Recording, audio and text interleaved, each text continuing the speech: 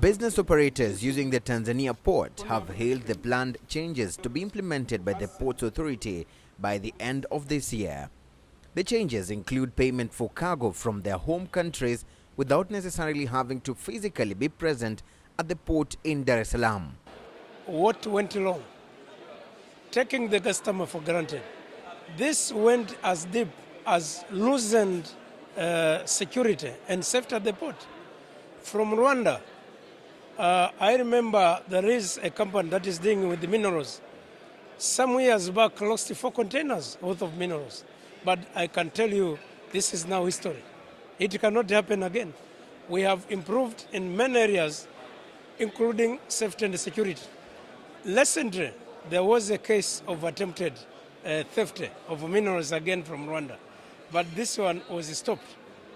We are going to have sand instead of tantalite in the barrels, but because of the security system that is in place, we are able to catch that, and the culprits have been taken into action. So the issue of theft has been tremendously reduced to almost zero, and we will continue to do that. We need cooperation of everybody, and that's why you have this meeting.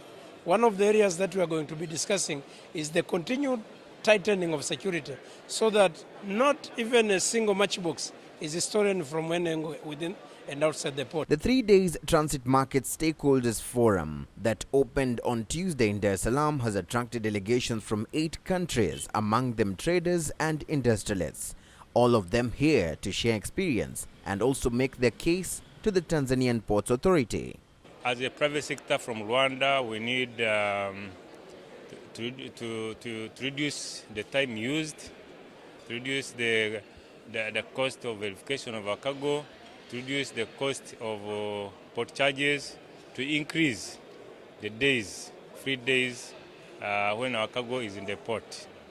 And to use the new technology maybe to pay the port from Rwanda, instead of coming and pay from here, we use the new technology to make everything faster.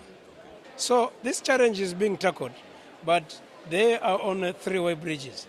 It is important to have some way bridges, at least 3 or 1, 2 to 3, because you need to protect your roads. But there are also other issues of security, which is important also for transporters.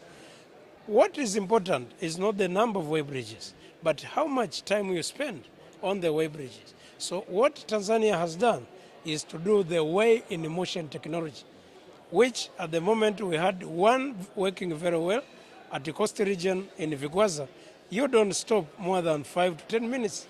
So even if we are going to have 5-way bridges and you are stopping for 5 minutes at each, it's less than 1 hour compared to the 2 days that you'll be spending on the way. Now, the prosperity of a country's economy depends largely on international trade, and 80% of this international trade is seaborne, and ports authorities play a major role in ensuring the success of this international trade.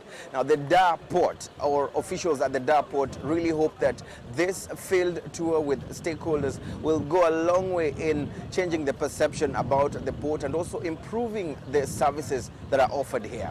For KTN News in Dar es Salaam, Tanzania, I'm Eugene Anangwe reporting.